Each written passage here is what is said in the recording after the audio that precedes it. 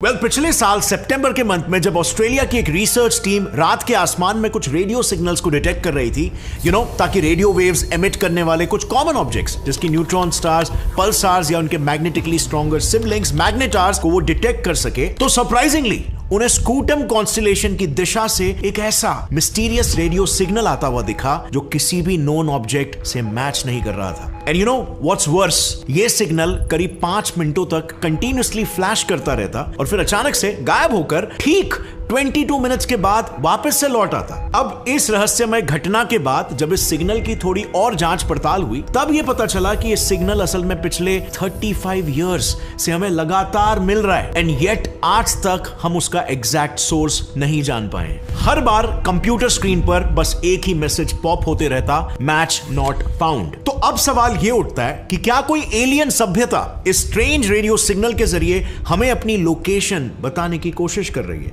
Like kind of saying कि हे we are here. क्योंकि लगातार 35 इयर्स से एक ही सिग्नल का हर 22 मिनट्स के इंटरवल पर रिपीट होना ये मोस्टली सिर्फ तभी पॉसिबल है अगर उसका सोर्स कोई अननेचुरल ऑब्जेक्ट हो। एक ऑर्डिनरी पल्सार या मैग्नेटार फॉर एग्जांपल धीरे धीरे अपनी एनर्जी को खो देते हैं और रेडियो सिग्नल्स भेजना बंद कर देते हैं एक पॉइंट के बाद। So there is one possibility कि मे बी इसका कोई अननेचुरल सोर्स हो, या तो फिर दूसरी पॉसिबिलिटी ये बनती है कि इस ब्रह्मांड में कुछ ऐसे ऑब्जेक्ट्स मौजूद हैं जिन्हें साइंटिस्ट अब तक पूरी तरीके से समझ नहीं पाए हैं और उनसे ये रेडियो वेव्स एमिट हो रहे हैं। सो फ्रेंड्स, एग्जैक्टली ये रेडियो सिग्नल्स क्या हो सकते हैं, इस पर हमें अपने लेवल पर थोड़ी सी छानबीन करनी पड़ेगी, जिसके लिए हमें कहानी को एकदम शुरुआत से स्टार्ट करना होगा कि सबसे पहले ये डिस्कवर कैसे हुआ। अब सबसे पहले इस वियर्ड से रेडियो सिग्नल को एक अंडर ग्रेजुएट स्टूडेंट ने अपने मामूली कॉलेज प्रोजेक्ट के लिए खोजा था, not for a serious purpose. दरअसल इस सिग्नल की कहानी एक दूसरे सिग्नल की वजह से शुरू होती है, जिसे साल 2020 में ऑस्ट्रेलिया के कर्टिन यूनिवर्सिटी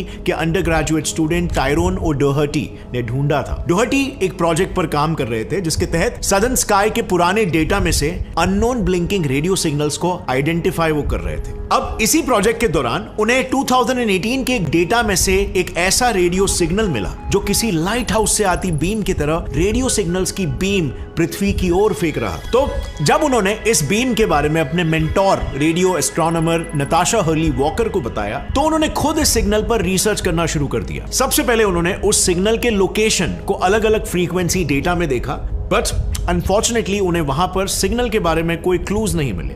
बट देन उनकी नजर रेडियो डेटा में छुपे एक पैटर्न पर गई। उन्होंने ये देखा कि ये सिग्नल हर 18 मिनट में बार बार रिपीट हो रहा है, and so she immediately new कि उनके करियर की एक गेम चेंजिंग डिस्कवरी हो सकती है। बट यहां पर अनफॉर्चुनेटली इससे पहले वो उस ऑब्जेक्ट को डिटेल में स्टडी कर पाती, महज 3 महीने के अंदर ही वो सिग्नल अचानक से गायब हो गया। और इस अनएक्सपेक्टेड डिसअपीयरेंस को देखकर वो और उनकी टीम और कंफ्यूज हो गई कि आखिर ये ऑब्जेक्ट हो क्या सकता है। सो इसी का जवाब ढूंढने के लिए उन्होंने पूरे सदर्न हेमिस्फीयर को दोबारा से स्कैन किया कि बस एक क्लू मिल जाए, और कई महीनों तक इसके पीछे रिसर्च करने के बाद भी उन्हें एक क्लू नहीं मिला।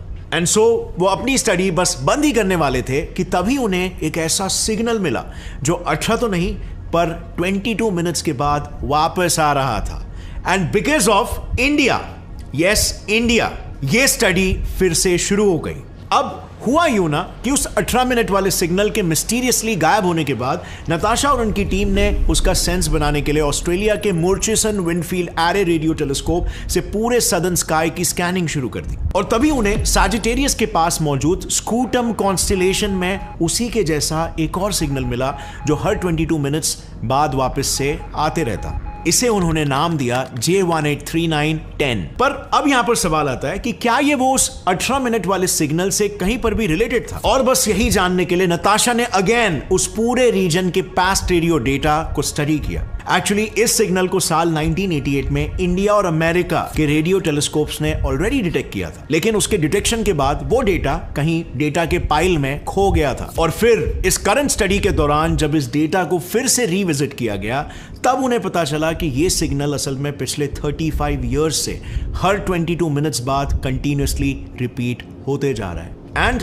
जब वो आता है तब पूरे 5 मिनट्स के लिए स्ट्रॉन्ग रेडियो बर्स्ट देता है। अब इंटरेस्टिंगली ये एस्ट्रोनॉट्स के लिए एक बहुत ही अच्छी खबर थी, क्योंकि इन सिग्नल्स की मदद से एस्ट्रोनॉमर्स अब ये जान सकते थे कि उन्हें हमारी ओर भेजने वाला वो अननोन सोर्स ऑब्जेक्ट एग्जैक्टली हमसे कितना दूर है। एंड सो जब ये कैलकुलेशंस कंप्लीट हुए तब ये पता चला कि ये सोर्स पृथ्वी से करीब 15,000 लाइट ईयर्स दूर बसा हुआ है। यानी कि अब बस एक ही चीज जानना बाकी रह गया था कि ये हमसे 15,000 लाइट ईयर्स दूर बसा हुआ ऑब्जेक्ट एग्जैक्टली क्या है। सो इस खोज में सबसे पहले वॉकर और उनकी टीम ने इस मिस्टीरियस सिग्नल को जितने भी known objects radio signals emit करते हैं उनके साथ मैच करना शुरू किया। एंड सरप्राइजिंगली उन्हें पुराने डेटा और इस सिग्नल में सिमिलैरिटी दिखी। उस डेटा में कई ऐसे रेडियो सिग्नल्स थे जो बिल्कुल J183910 की ही तरह ब्लिंक कर रहे थे और वो ब्लिंकिंग पैटर्न कुछ समय बाद रिपीट हो रहा था। सो जब उन्होंने इन बाकी के सिमिलर सिग्नल्स के सोर्स पर रिसर्च किया तब उन्हें पता चला कि सभी पुराने सिग्नल्स न्यूट्रॉन स्टार्स की टिपिकल कैटेगरी पल्सार्स से एमिट हो रहे थे। अब फ्रेंड्स दिस इज इंटरेस्टिंग। होता यह है कि जब सूरज से 10 से 25 टाइम्स बड़े स्टार्स फटते हैं तब वो व्हाइट ड्वार्फ्स बनने के बजाय उससे भी साइज में छोटे सुपर डेंस न्यूट्रॉन स्टार्स में तब्दील हो जाते हैं। अब यहाँ पर कुछ न्यूट्रॉन स्टार्स का मास इतना ज्यादा होता है कि ग्रेविटी की वजह से उनका मैटर अपने अंदर ही कोलैप्स होना शुरू हो जाता है। इससे वो स्टार्स कंप्रेस हो जाते हैं और उनकी साइज और छोटी हो जाती है। एंड सो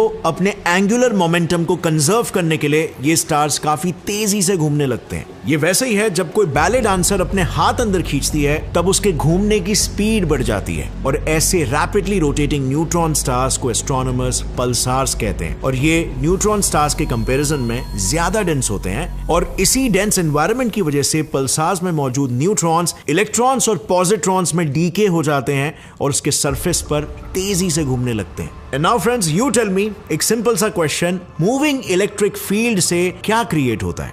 Yes, एक मैग्नेटिक फील्ड। एंड पल्सार्स में मौजूद पार्टिकल्स लाइक इलेक्ट्रॉन्स चार्ज होने की वजह से इस मैग्नेटिक फील्ड के कांटेक्ट में आते ही उसके डायरेक्शन में एक्सेलरेट हो जाते हैं और इस दौरान वो अपनी एनर्जी रेडियो वेव्स के रूप में स्टार से बाहर फेंकते हैं। बट पल्सार्स का मैग्नेटिक एक्सेस और उसका रोटेशन एक्सेस हमेशा सेम नहीं होता। बिल्कुल वैसे ही जैसे पृथ्वी के केस में इसकी मैग्नेटिक एक्सेस रोटेशन एक्सेस से 11.3 डिग्री के एंगल पर टिल्टेड है और यही वजह है कि जब पल्सार्स अपने रोटेशनल एक्सेस पर गोल घूमते हैं तब उनके ये रेडिएशन एमिट करने वाले मैग्नेटिक एक्सेस के टिप्स पीरियोडिकली हमारे पृथ्वी के ओर पॉइंट करते हैं। यानी कि कह सकते हैं एक तरह से ये पल्सार्स ब्लिंक करते हैं which is exactly like our strange signal. So, अब क्या इसका मतलब?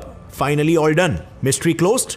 Well, जब एस्ट्रोनॉमर्स ने पल्सार्स की स्टडी की तब उन्हें धीरे धीरे करके ये एहसास होने लगा कि शायद वो शुरुआत से ही गलत ट्रैक पर थे, क्योंकि यूजुअली पल्सार्स के बिहेवियर को स्टडी करने के लिए साइंटिस्ट उनके द्वारा एमिटेड सिग्नल्स कितने समय बाद रिपीट हो रहे हैं या सिंपली उनके पल्सेटिंग पीरियड को कैलकुलेट करते हैं ताकि पल्सार्स आगे कितने समय तक जिंदा रहेंगे ये प्रेडिक्ट कर सके। एंड सो रिसेंटली मिला रेडियो सिग्नल क्या वाकई में पल्सार्स की वजह से है, ये जानने के लिए साइंटिस्टों ने अब तक मिले सभी पल्सार्स को उनके रोटेशन पीरियड के बेसिस पर इस ग्राफ में प्लॉट किया। अब नॉर्मल पल्सार्स का पल्सेशन पीरियड 0.25 से 2 सेकेंड्स के बीच होता है और इसीलिए सभी पल्सार्स यहाँ पर इस रीजन में आते हैं, लेकिन कंटिन्यूसली रोटेट करने की वजह से इवेंचुअली पल्सार्स अपनी एनर्जी लूज करना शुरू कर देते हैं और अब एनर्जी कम हुई तो ऑब्वियसली उसकी रोटेशन स्पीड भी कम होगी एंड अगर रोटेशन स्पीड कम हुई तो उसका पल्सेशन पीरियड बढ़ेगा और ऐसे में पल्सार्स यहां पर इस रीजन में मूव करेंगे जिसे एस्ट्रोनॉमर्स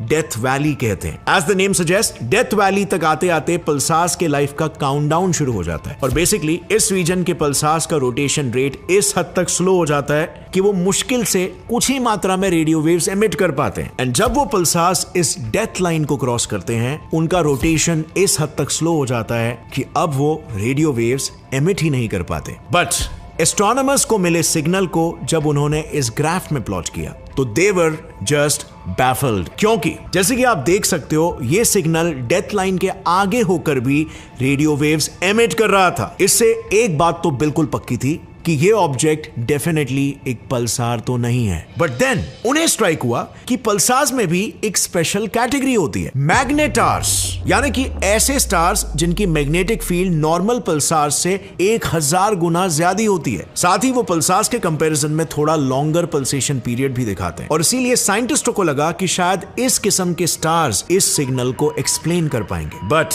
जब उन्होंने इस स्टार को इस ग्राफ में प्लॉट किया तो उन्होंने देखा कि ये भी उस सिग्नल के आसपास नहीं थे, क्योंकि मैग्नेटार्स हाईली एनर्जेटिक होने की वजह से रेडियो वेव्स के साथ साथ एक्स-रेज भी एमिट करते हैं, पर उन्हें मिला ये सिग्नल सिर्फ रेडियो वेव्स ही एमिट कर रहा था और इसीलिए एस्ट्रोनॉमर्स को इसके मैग्नेटार होने की पॉसिबिलिटी को भी रूल आउट करना पड़ गया। यानी कि ऑल इन ऑल साइंटिस्टों को मिला हुआ सिग्नल ना तो पल्सार था ना ही कोई मैग्नेटार, और इसका मतलब साफ था कि रिसेंटली मिला ये रेडियो सिग्नल एस्ट्रोनॉमर्स के लिए किसी भी नोन ऑब्जेक्ट के साथ मैच नहीं हो रहा था और इसीलिए उनके मुताबिक ये सिग्नल अभी भी एक लॉन्ग स्टैंडिंग मिस्ट्री है। लेकिन फ्रेंड्स, जब हम इस टॉपिक पर रिसर्च कर रहे थे तब हमें पता चला कि पल्सार्स और मैग्नेटार्स के अलावा स्टार्स की एक और एक स्पेशल कैटेगरी होती है कॉल्ड व्हाइट ड्वार्फ पल्सार्स, जो शायद पॉसिबली इस स्ट्रेंज सिग्नल से मैच कर सकती है। दरअसल व्हाइट ड्वार्फ पल्सार्स ऐसे व्हाइट ड्वार्फ्स होते हैं जो पल्सार्स की तरह पल्सेट करते हैं। वैसे तो व्हाइट ड्वार्फ्स सन या उससे कम मास वाले किसी स्टार के फटने से बनते हैं और यूजुअली इनकी मैग्नेटिक फील्ड पल्सार जितनी स्ट्रॉन्ग नहीं होती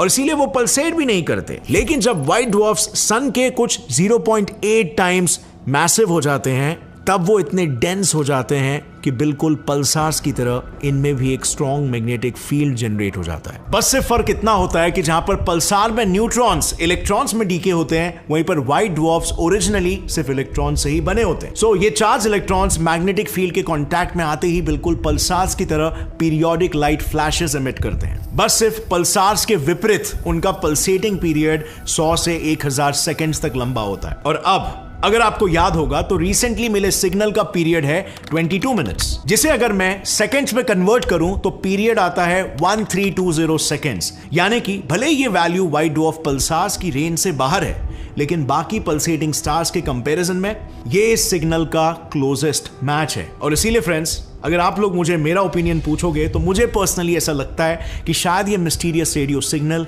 किसी व्हाइट ड्वार्फ पल्सार से आ रहा है। यानी कि इसी से आप बिल्कुल समझ सकते हो कि इस ब्रह्मांड में ऐसी कितनी चीजें हैं जिन्हें आज भी हम पूरी तरीके से समझ नहीं पाए, like even supernova explosions for example. आप सभी ये जानते हो कि एक छोटा व्हाइट ड्वार्फ फटने पर एक टाइप 1 सुपरनोवा होता है, एंड देन सूरज से 8 से 40 गुना भारी स्टार जब फटता है तब एक टाइप 2 सुपरनोवा होता है। लेकिन रिसेंटली साइंटिस्टों को एक ऐसा मिस्टीरियस सुपरनोवा एक्सप्लोजन मिला है called the scary Barbie explosion, जो पिछले 3 सालों से किसी सुपरनोवा एक्सप्लोजन से भी 100 गुना ज्यादा एनर्जी बाहर फेंक रहा है और इनमें से किसी भी टाइप में वो फिट नहीं बैठ रहा है। अब अगर आपको जानना है कि किस एक्सप्लोजन के बारे में मैं बात कर रहा हूं और क्यों इसका नाम स्कैरी बारबी एक्सप्लोजन पड़ा, क्यों ये इतना खतरनाक है, तो इस पर ऑलरेडी मैंने एक वीडियो बना दिया है जिसे आप यहां पर क्लिक करके देख सकते हो। इट्स वेरी इंटरेस्टिंग और ये यूनिवर्स की एक मिस्ट्री भी है। और अगर आज के वीडियो में आपको मजा आया, कुछ नया सीखने मिला, तो एक लाइक जरूर ठोकना। See you next time friends,